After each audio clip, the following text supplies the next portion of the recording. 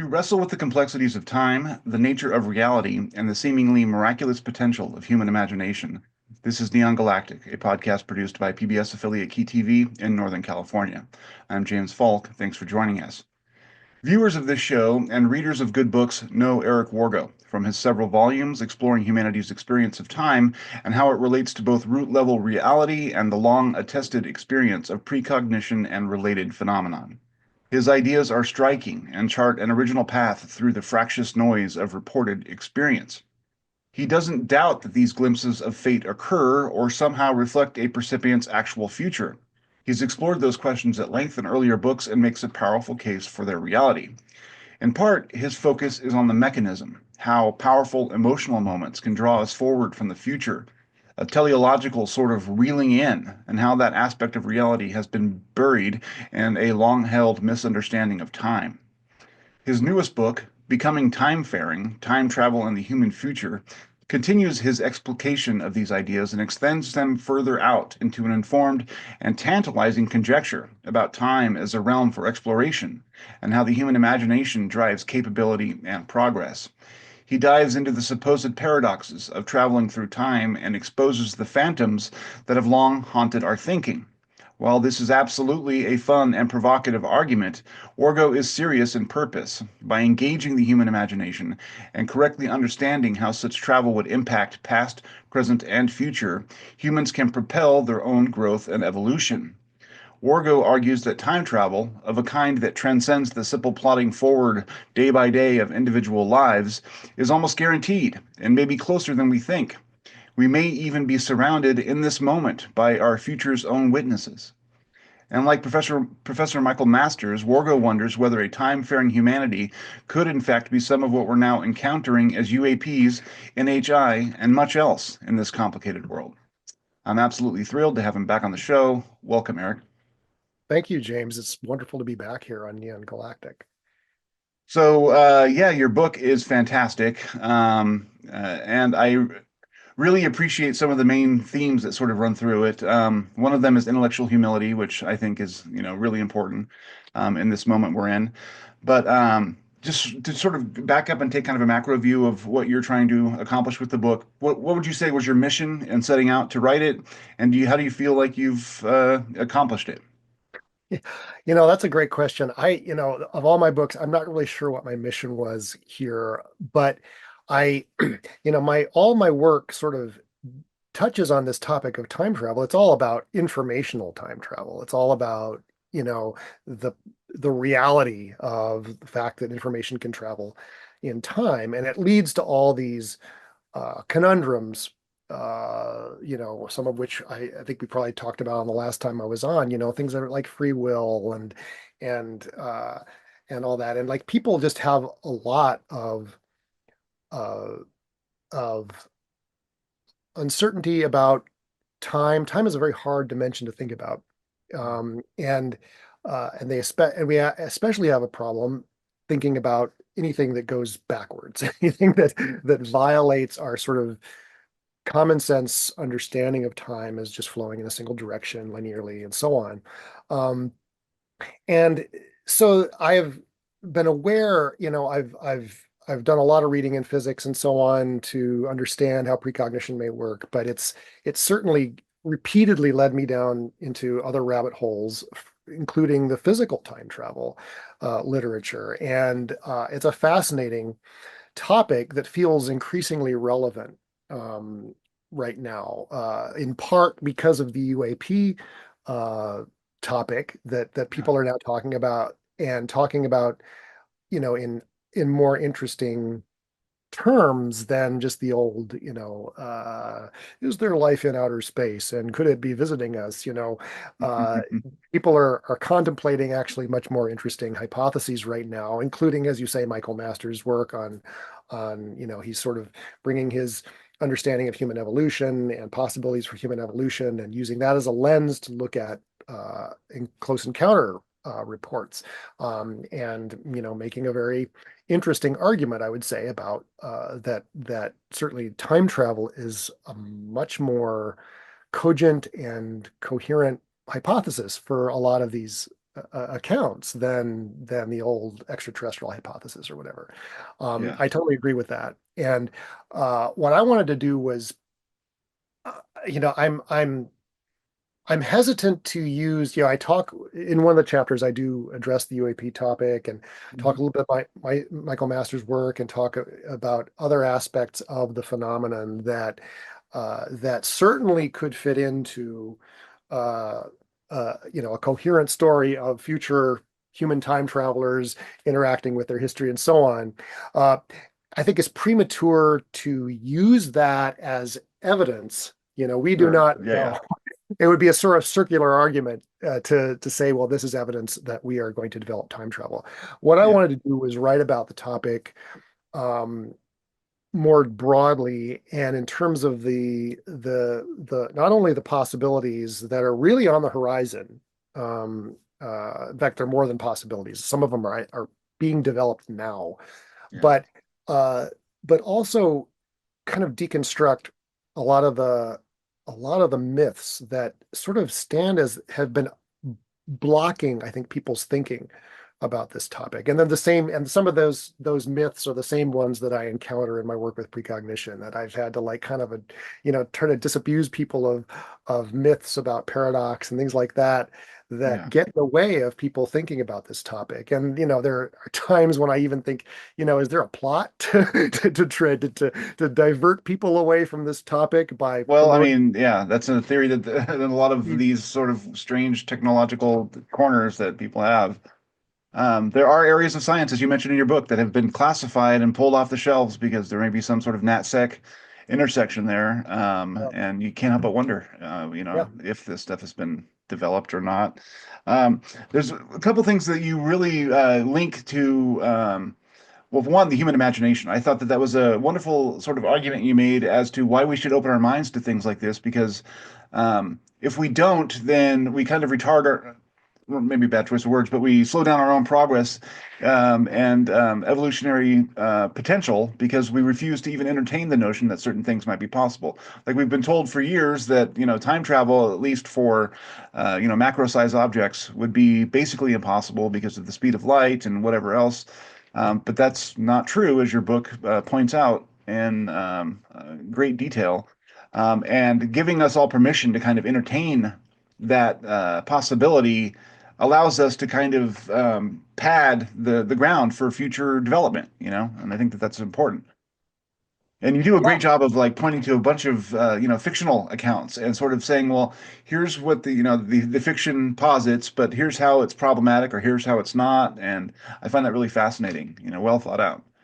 Well, it's funny. One of the ironies of this topic is that it's actually our science fiction writers that have like been the ones promoting these myths. It's like they're the ones who are supposed to kind of be the avant-garde, who are kind of exploring these possibilities and getting us to think in new ways about our future, and in fact leading us into that future. And like you can look at um, as I mentioned, like it's kind of amazing to have grown up with, like Robert Heinlein's novels and Ray Bradbury's novels, and then to see we're kind of at the advent of it becoming real, Yeah. Yeah. uh, and it's like, that's exciting, but uh, time travel is very different because there's such a long history of stories about time travel from the pulp era on up to the present, even, which promote real misunderstandings of what it would mean to travel in time, physically, informationally, whatever, and that continue to promote these falsehoods, actually, Yeah. about Yeah. about about time travel, and it's so interesting that these falsehoods have lodged in the brains of some of the most brilliant physicists, like Yeah. Stephen Hawking, for Yeah. instance, who, physicists who often probably grew up on a staple of pulp science fiction, like so many of us, but they never were able to think outside of those myths, and as a result, didn't pursue, I think, a really important and amazing line of of technological possibility and philosophical possibility and so on. So it's a weird case where science fiction has really done a disservice, honestly, to I don't know our I don't Trajectory know in the our future or techno whatever. historical imaginal or something like that. Yeah, yeah, totally. Yeah. Um, but no, but so I mean, one of the things that is a myth or is something that's problematically conceived in terms of the fiction is the idea of the sort of grandfather paradox. This idea that you can go in the future or go in the past, kill your grandfather or something like that, affect the past and have it cause this vast rippling forward that could shatter the space-time continuum, as sort of the Marty McFly argument or whatever. And I think you do a really good job of explaining why that's just not the case. I mean, I mean, just to sort of truncate it terribly, you're basically saying that if you've traveled back in time, you've always traveled back in time, and that time has always contained it. Yeah. So that no matter what you do, basically just going to fall back, and your causation will continue at the point you go to, but that has already led to you or to whatever else. And what the really interesting idea I think that I found was that there is some inertial kind of force or something within the universe that'll make sure that you don't violate um, causation, or is that a bad way to put it? Because that kind of feeds back into the language of the paradox. How would you describe it? Yeah, it's that's a great question. And I want to just throw out one name here, people who are interested in this topic, the name Igor Novikov. Is really kind of he's become kind of a hero of mine actually, and I don't even know that much about his life, but he's the one that really kind of confronted all these other physicists who were sort of in one way or another being confused about time and paradox and all that, and doing the math to show that no, you cannot cause a paradox. You cannot travel in time and cause a paradox. What you do in time is going to become part of the backstory of you going back in time in the first place. So the universe will always be self-consistent.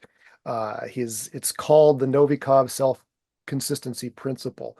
And he, yeah, he basically showed that uh, well, it boils down to the problem really boils down to people confusing affecting the past, which is perfectly acceptable, Yeah, from changing the past. yeah, Changing the past from some other past that doesn't that's actually an incoherent idea. yeah, yeah, yeah. Uh, but you can travel into the past and do anything you want there. And that, whatever you did in the past, is part of your history, part of the history that led you to travel into the past in the first place. So those paradoxes, like going into the past and killing your grandfather and thus not existing, that's that is predicated like on the universe changing its mind somehow, or being tricked. If there's no backstory for you to do a thing, including going into the past and doing something there, then it's just can't happen. It can't happen because it didn't. And it's not because there's a force preventing you, although some people have talked about the Novikov self-consistency principle as a kind of force, but it's not the kind of force where I mean, one way people have imagined it is like, you go in the past to kill your grandfather and the gun jams, or there's some magical force field that sort of prevents it from happening. I mean, you don't need to imagine something like that. You could, I suppose, have a thwarted intention in some way. You could travel the past or kill the wrong guy, or kill who you thought was your grandfather, and it turns out, oh, he wasn't your real grandfather, and that kind of thing. But generally speaking, it just means that the universe is always self-consistent, and whatever happens in the past is part of the backstory of the present. And it means, and like once you sort of have that kind of epiphany, you kind of have to bang your head against this for a while, to have that epiphany. Oh, okay. And then it opens your mind to the possibility that, oh, the past could be full of time travelers. I mean, Exactly right.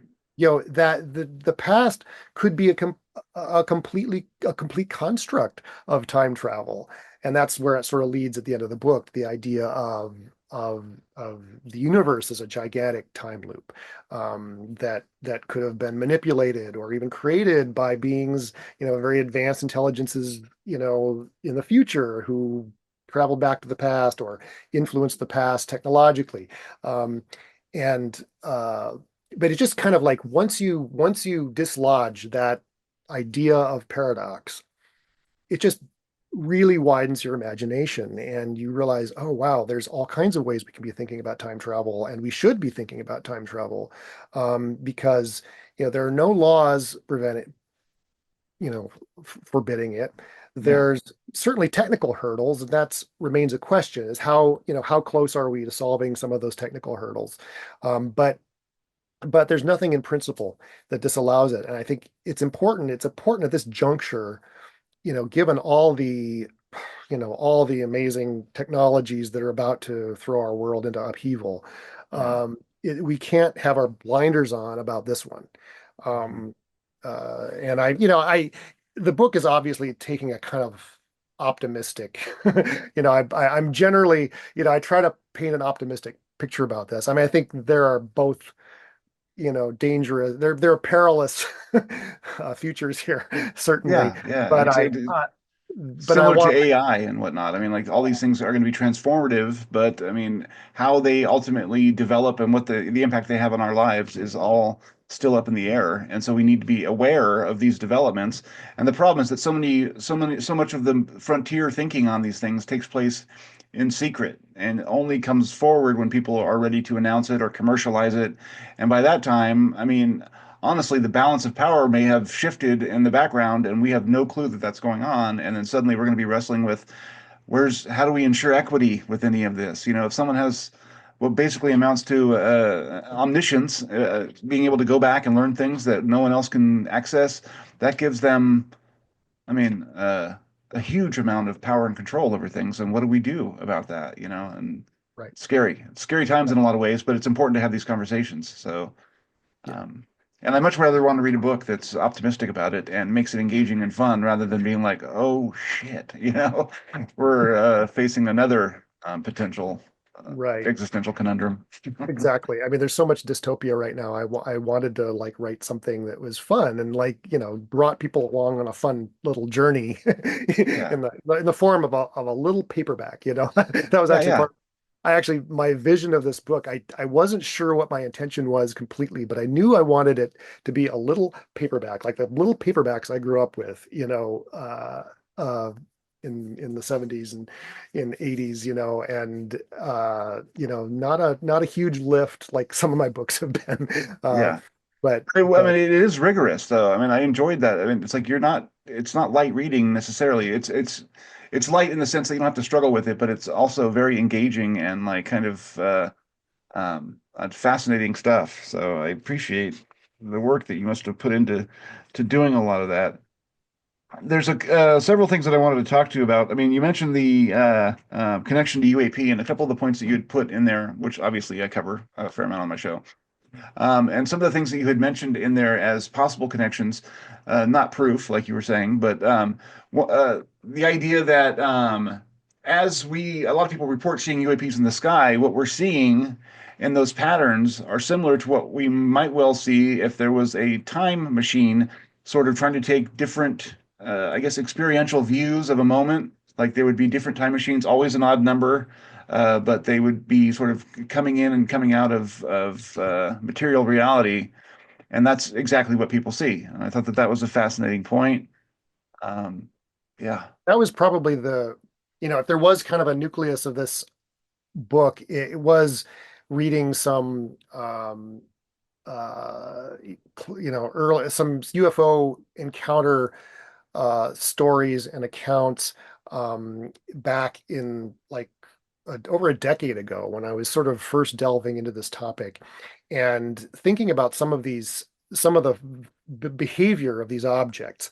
And in fact, I'm thinking specifically of one that I read in a Jacques Vallée book, and I was not able to locate it when I went back to try and find it. But I remember him describe the witnesses describing, an object that merged, merging and dividing, of objects, and you get that in a number of reports. I think that also was part of the Rendlesham forest encounter. I think some witnesses saw, lights merging, and I'm thinking, well, gosh, if you thought of that as a four-dimensional object, or trying to think of that in four dimensions, that could be, one the same object traveling, reversing its direction in time would look like that.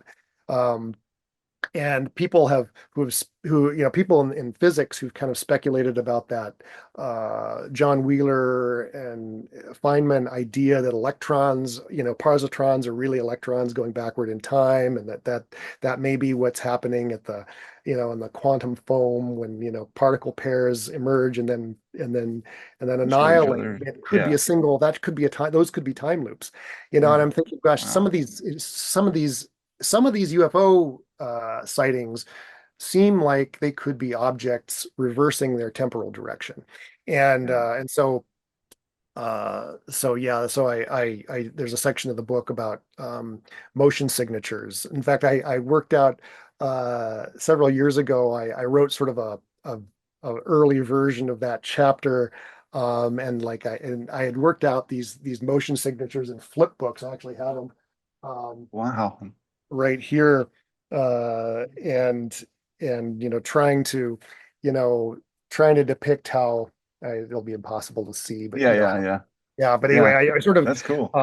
worked out these things in flip books, and then tried to, like, I wasn't very adept at creating GIFs at that point. I tried to film the flip books and put them online. I sort of had my daughter help me create better animations using stop motion that are on my site. So there's a link in the book. You can, I'll put that in the description of the video so people can check that yeah. out. But When these weird, they're like nothing else. The behavior of something that's changing its direction in time is like, we have no model for what these objects would look like. But they really but when you read Close Encounter reports, so often these objects behave in these inexplicable and even disturbing ways that that do, you know, do seem to match what time traveling objects might look like, or wormholes too. That kind of bigger on the inside than on the outside, and sort of some of the kind of liminal feelings of some of these objects. Um, there too could be explained by these various potentially time traveling technologies. So, um, yeah, it's fascinating connections. yeah. And then, like you said, coupling that with Michael Masters' thing. I mean, it's not proof, but it is. I think that you're thinking along with what Michael Masters has said. It makes it raises the profile of that argument, if I can. I mean, say that it's like um, we have no evidence that there are other humanoid creatures on other planets, but we do have evidence that they're here. And as you're pointing out, the reality of time travel is becoming more and more apparent. And if it is almost inevitable that we figure that out if we continue along our current, like, technological trajectory, then of course that's some of what we're seeing. It may not be the entirety of it, but there's almost a certainty that there's something from us coming back.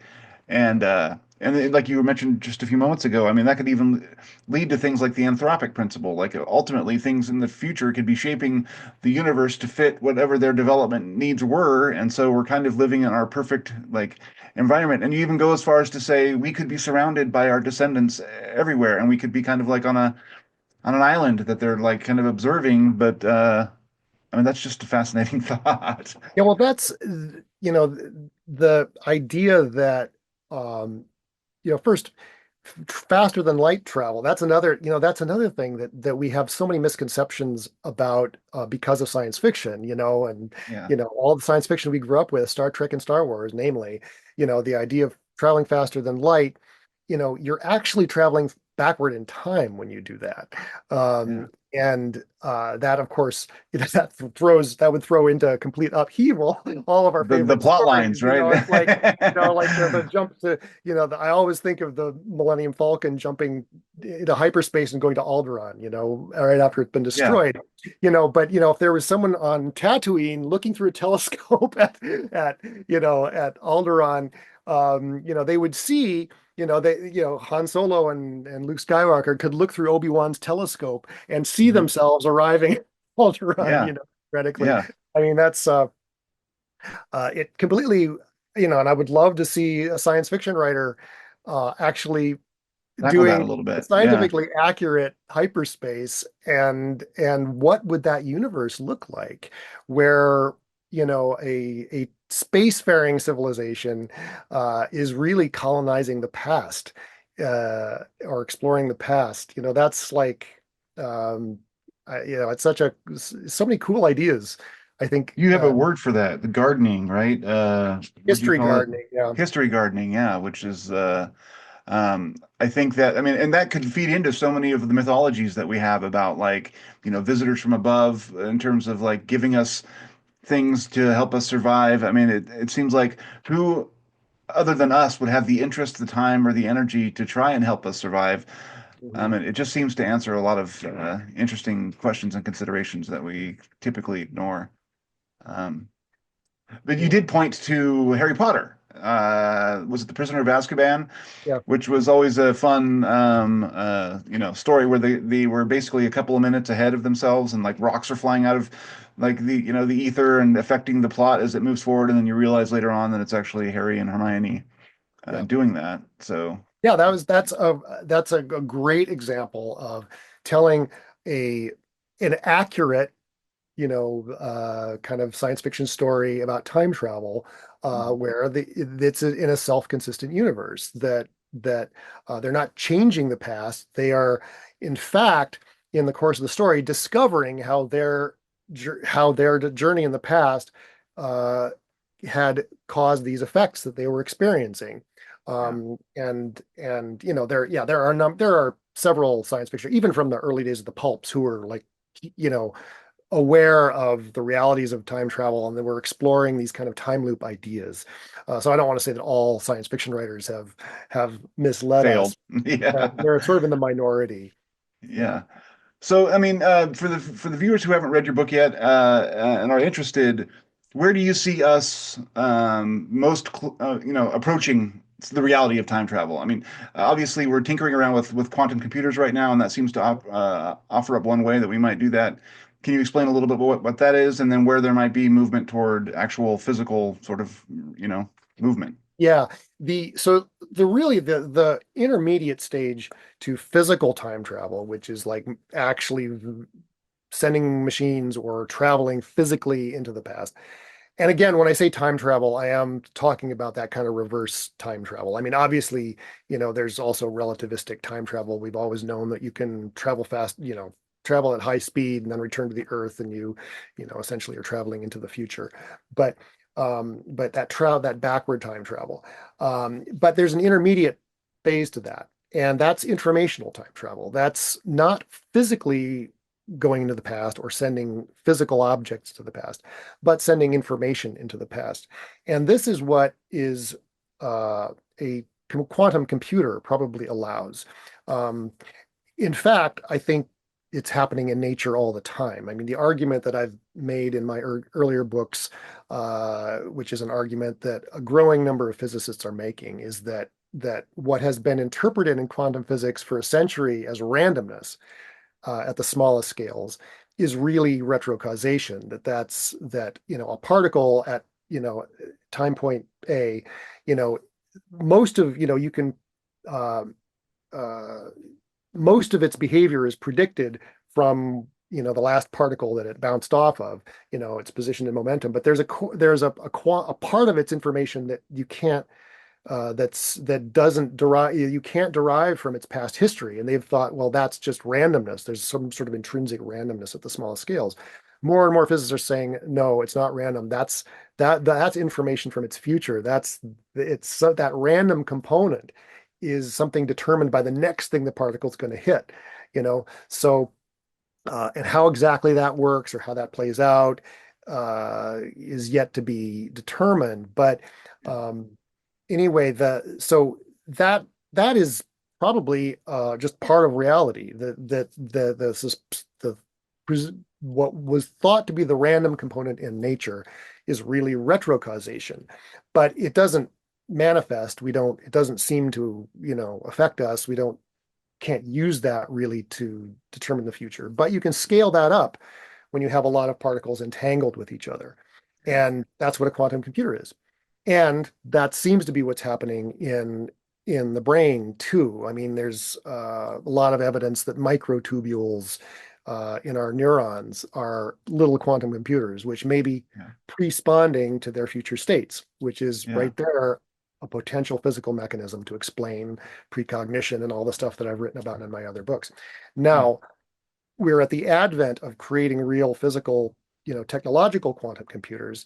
And already there's evidence from the quantum computing literature that in fact you can reverse cause and effect in these circuits.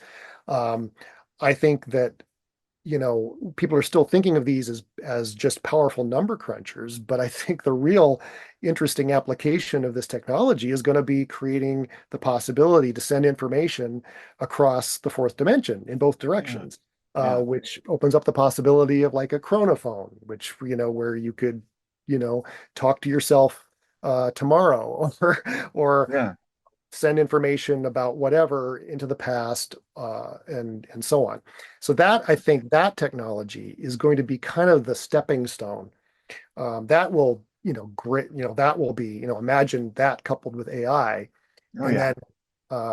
then Eh, that will probably be part of the backstory to, you know, creating physical time machines, is my guess. But Well, yeah, I then think at a certain point, you reach a level of, exponential growth there. If you have like the quantum computers coupled with AI, I mean, just it's like once the machine grabs a hold of that principle, I can't imagine that there wouldn't just be a rocket launch of development and right. momentum. Yeah. Well, Michael Masters has talked about a super technological singularity that could Mhm. arise because of this, and so I think that that's another thing that we need to be thinking about. Now, I also, I guess my hope and expectation is that I'm making it sound real simple, that there are going to be a lot of technological hurdles to getting this to to work, and that the intrinsic technological hurdles and difficulty is going to act as a brake, I think, a little Yeah, bit on yeah, so we may not see that kind of explosion. We're not going to suddenly be able to travel in time. We may, it's going to start with the ability to send small objects a few seconds into the past. It's going to be hard to scale that up. But yeah.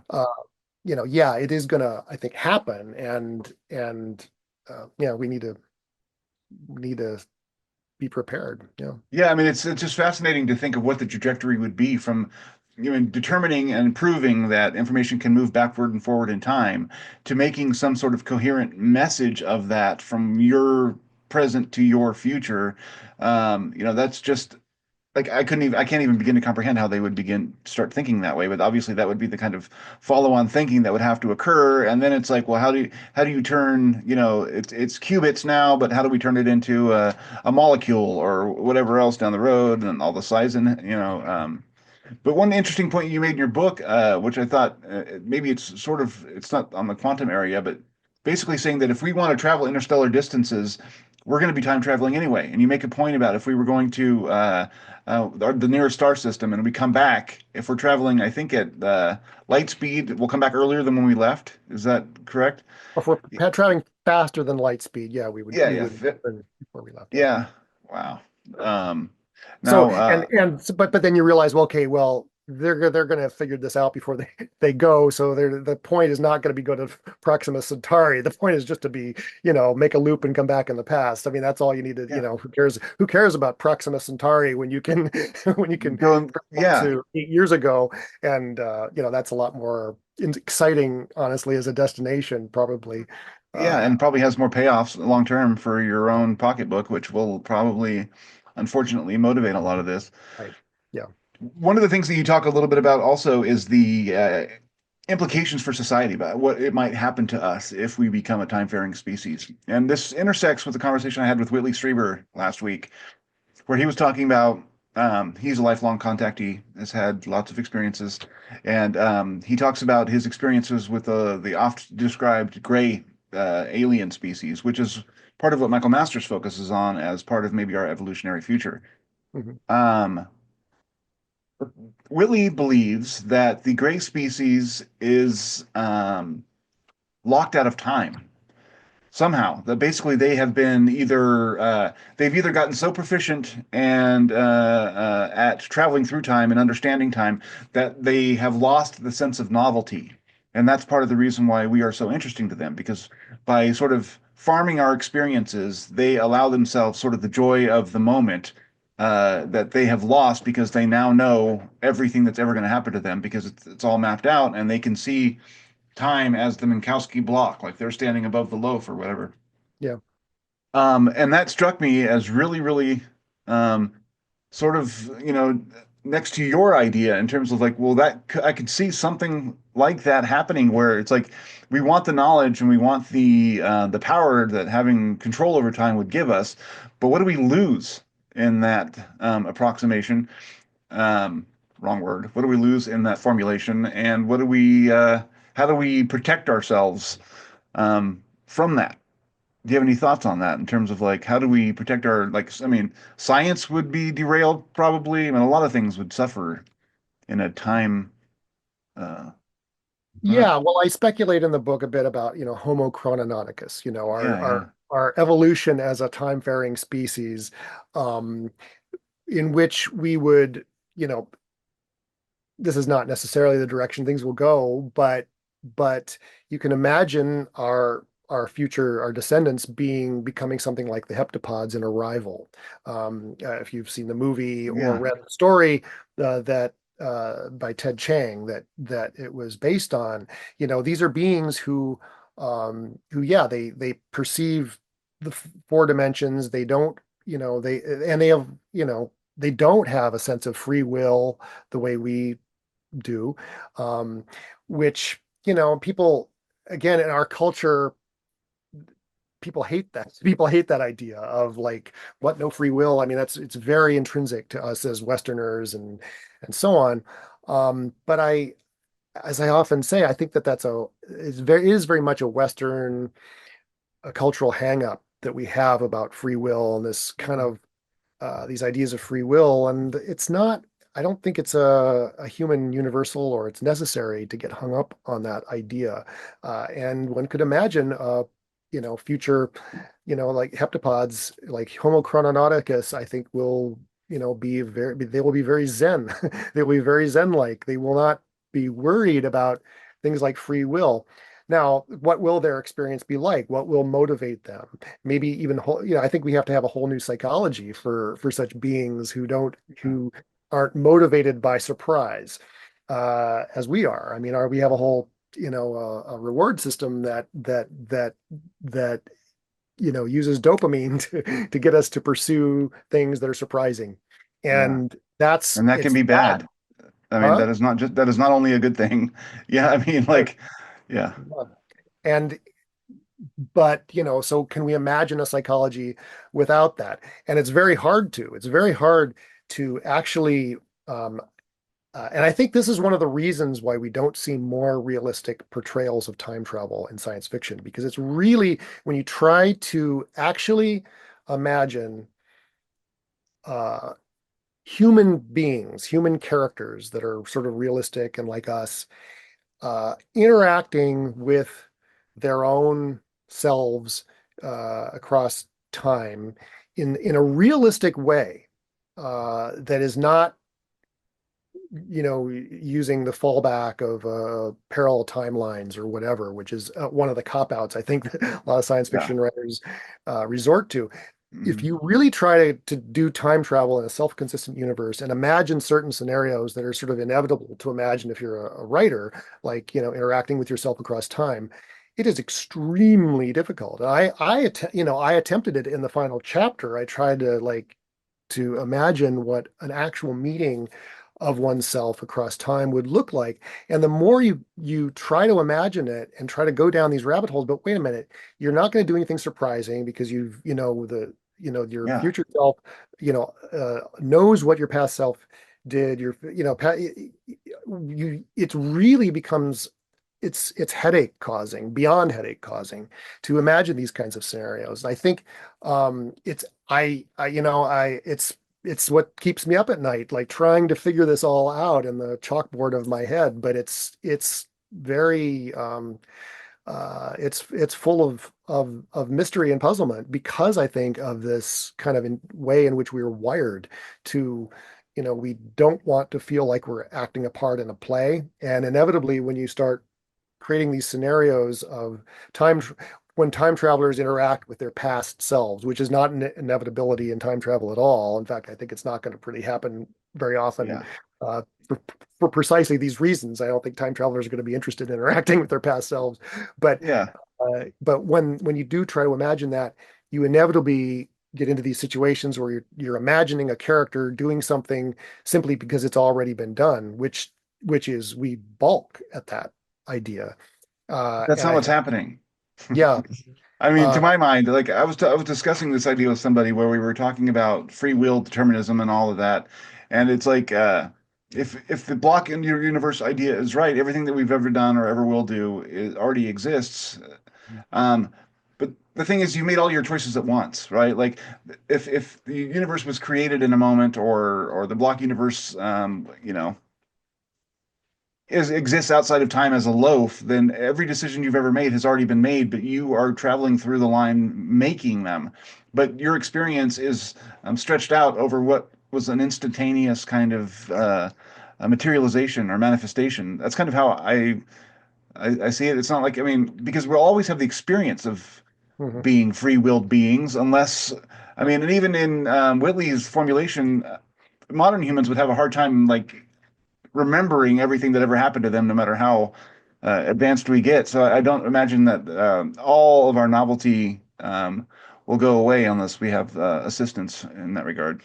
Right, right. And that's what I argue in that last chapter, that, it's like the fact that our memory is so fallible and so imperfect, uh, is kind of the saving thing here. Yeah, And it kind of will allow, us to travel in time, and it'll get weird. It'll get really weird, but, it may not be unlivably weird. Precisely because no matter how much we think we know about the past, we really don't know very little about the past. That includes our own personal past. yeah, That memory is not what people think it is. It's like uh, it's very different, and our knowledge of history is zilch. I mean, we really, yeah. you know, All we learn are narratives from right, various parties and various stories, but what the actual complexities on the ground are, we're pretty much totally right, clueless. yeah, Um, Jinn. I love the notion of Jinn. I mean, like the um, sort of the magical manifestation of a time loop. Like, where does the causation come from? Who knows? But it suddenly appears.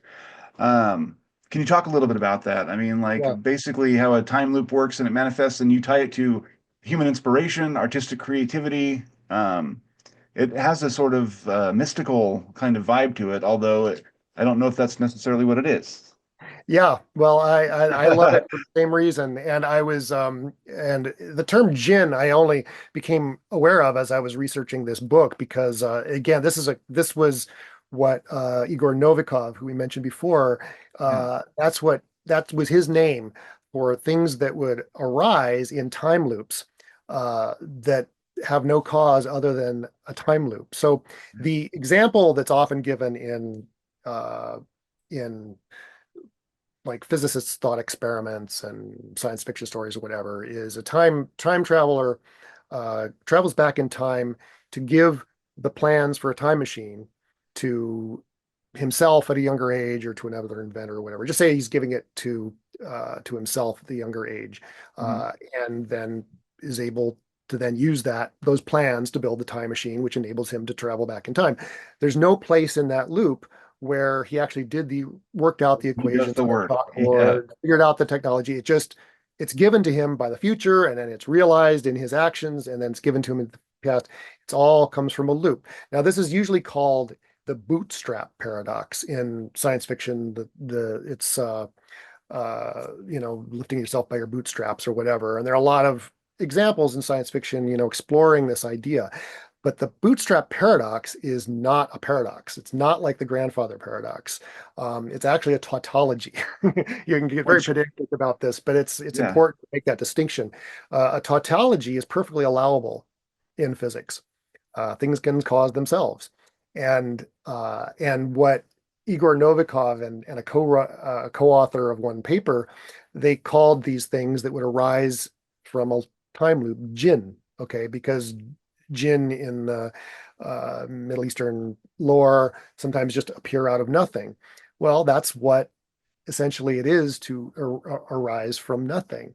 And so these things, this can be a real physical possibility that physical things could arise from nothing Yeah. in a time travel universe. Now, you mentioned I've used this argument for a long time to talk about creativity, because I think that creativity is a product of a time loop, as we talked about in our last show. I think Yeah. Yeah. I think you can see how this works in the lives of artists and writers. And in fact, my other new book, Where Was It Before the Dream, is about these bootstrapping uh, time loops in the lives of writers. But it's one thing to imagine, okay, creativity, is this kind of informational, these informational gin, you know, but to think about as actual physical objects or manifestations being jinn in the sense of like having no history, I think is really cool. Yeah. And it's not forbidden, it's like it's not forbidden by the laws of physics. So Uh, How do you, for my viewers and a little bit for me, can you define what a tautology is technically? Like, I don't know yeah, if I know. yeah, it's like a circular causation. So it's like uh a I'm not sure how you phrase it in logic, but Hmm. I'm not sure what the logical terms are, but It's kind of, yeah. it's like, well, it's just what I mean by a time loop. It's like an event causes an event in the future, but that future event is causes that event in the past. Okay, so yeah, Yeah, so self-causing loop basically. it's a Yeah. loop. Yeah. Yeah, yeah. Okay, that fits. Some of the words that you coin, or I think that you coined it, tesseractuality. Yeah. You're talking about the UFOs extended in time. We're seeing a cross section of a 4D reality, in that, which I think for people who are trying to conceive of how, I mean, you hear this a lot though about UFOs, where it's like a higher dimensional object slipping into our reality. It's like the Flatland Yeah. book where you only see one section of it as it manifests in your reality and then moves on. Now the Tesseract comes from A Wrinkle in Time, which is one of my favorite books of all time. It may not actually emerge from there, but that's where I remember hearing it. And it's related to time in that context as well. But what are you referring to when you use that word? I guess kind of the reality of things, emerging from time loops. I mean, just Yeah, we have to start thinking in terms of reality, of the landscape of reality as being yeah, not just four-dimensional in the sense of, the block universe with three dimensions of space and a fourth dimension of time, and learning to think about that dimension, even though we can't perceive it directly, but the effects that arise in that reality when objects and information loop back on themselves. And there's an obvious doorway here to thinking about all kinds of paranormal phenomena in these terms, which absolutely. I've, Yeah, obviously been done a little bit in my books. But yeah, there's, potential, there's I think a lot of explanatory potential here, or at least the potential to create a lot of interesting hypotheses about all kinds of bizarreness yeah. in the world that has had no home, or just been that we have had no explanations for. So there's all kinds of directions you can go with that. I guess that's what I meant by the term tesseractuality. Yeah. But yeah, the term actually was invented by Charles Howard Hinton in Okay. the 1880s. And there were Victorian mathematicians just loved higher dimensions. They were really interested in this idea, but there were always higher spatial dimensions. And even for Hinton, he was thinking in terms of higher spatial dimensions.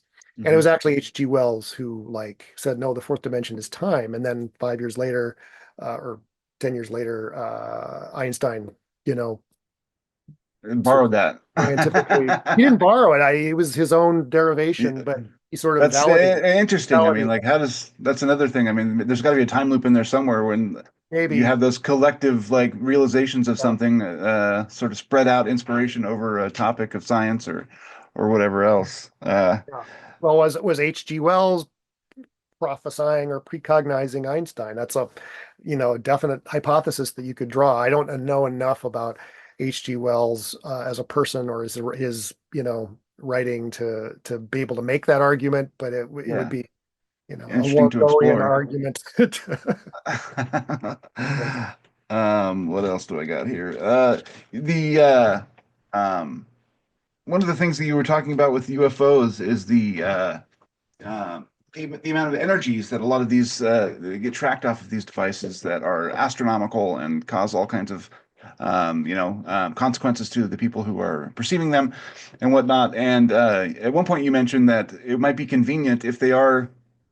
I guess they would be both time machines and also able to travel through physical geography. But you talk about carrying around a wormhole within the actual UFO, which would give them a maximum sort of maneuverability, which I thought was an interesting kind of concept. Yeah, the idea that people imagine, well, wormholes are sort of used as a doorway for objects from the future to travel into our reality. But what if some UFOs are wormholes? I mean, the you can imagine a wormhole generator in a lab. A lot of UFO encounters would really be well explained by this. That like as from a distance, a wormhole mouth will look it'll look like a three-dimensional, convex object. Object. Yeah. And if that object was being created in a cylindrical or spherical laboratory or chamber, from a distance, it would look like that chamber turned inside out. It would look like, the insides of the chamber, but it would be inside out. So it would be a convex object. But as you got close to it, you would realize it would be very bizarre, and you would realize, oh, you're actually inside something, and you'd find yourself inside that chamber. Well, That like is that so corresponds to so many. intriguing. Like even That just your description of it corresponds just to now.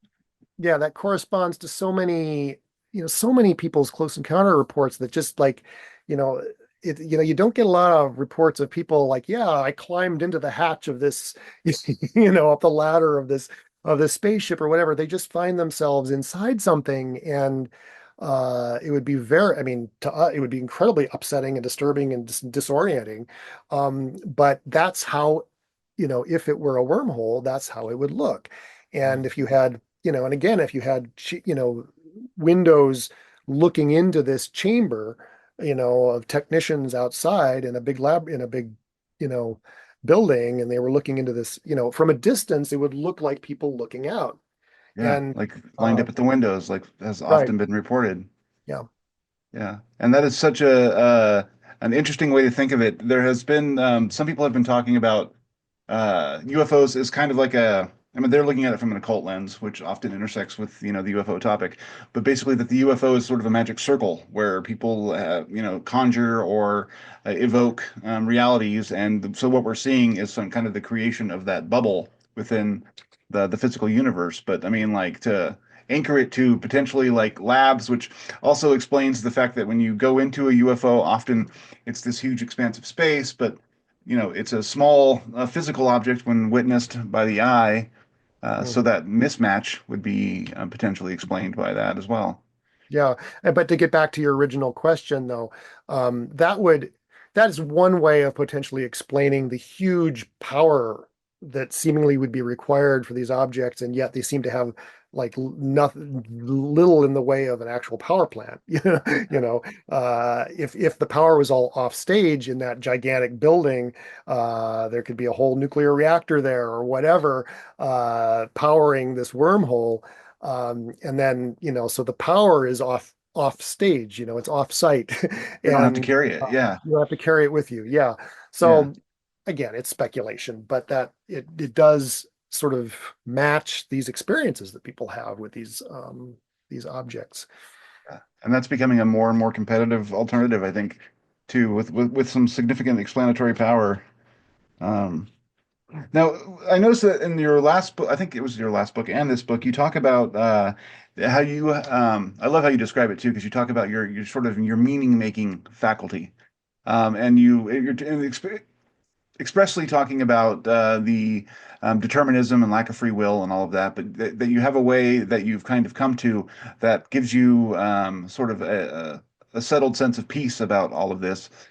Can you describe what that is for folks? I mean, how do you approach this philosophically, or how do you kind of grok this interiorly, if that's a word? Does that make sense? Are you talking about like getting past the free will problem, or? Yeah, yeah. I mean, you talk about the your Zen path of meaning making, and I thought that that was intriguing. Wanted to hear more.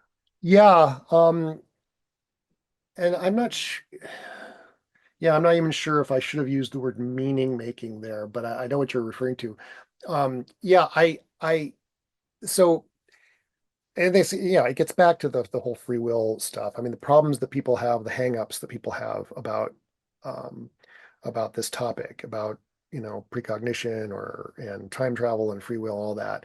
I as a Zen meditator, I've had experiences that really they're hard to describe, but they they sort of showed me that this that a free will is kind of an illusion, but that becomes blissful. It's blissful in those experiences, Yeah. to suddenly realize that you're part of this larger kind of machine is the way it feels. But that again, that like to today's anti-materialists, that sounds awful, but when you actually have an experience of being part of you know, this big mechanism that Yeah. it Yeah. is blissful. It's like, and you are your best self in those states.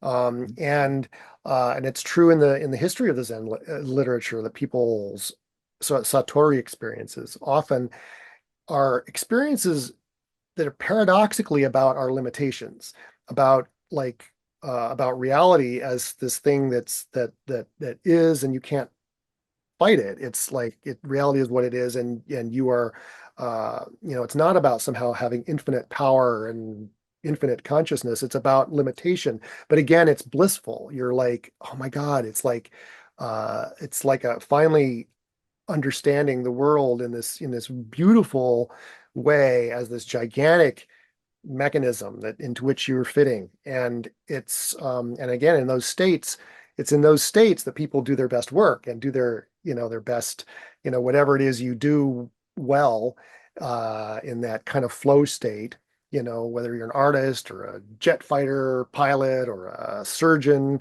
or whatever, in those intense states of flow, or athlete or martial artist, whatever, you're not, exercising free will and making choices and all these things, or and having an intention and following through. None of that stuff that we think of when we think of free will and freedom, none of that is at play. You are a part of a mechanism, and it's blissful, and you are your best self in that state. So but you Like, have to experience that. You have to yeah. experience that firsthand, or else it sounds just like, I don't want to be part of a mechanism. I don't want to be, you know, uh, part Well, of a it's machine. interesting. Part of what I've covered a lot on the show is like the problematic nature of the human self, psychologically, how we all kind of propel ourselves to kind of construct this again mechanism of masking, right? Like we basically have a self that is we kind of switch between them during the day depending on what role we're playing, but they're always manufactured. and they're never organically just who you are being in any given moment. And I think that people have kind of forgotten how to find that pure state of existence. I think meditation is one method that people do that, but perhaps being faced with the fact that life is an unending chain of achievements and failures and those sorts of things, and if those lost their excitement, then maybe we could sort of find a way to be okay with just the mere joy of existence, Mhm. and maybe it would encourage kind of a re-examination of self and a taking up of a more spiritual kind of approach to living. Yeah, absolutely. Absolutely. Yeah. Absolutely. I totally agree with that. Um, I love it, man. That's pretty much all the time I got. Hope that was that good for you? That was great. This was a fun conversation. I always enjoy it. So anytime. Yeah.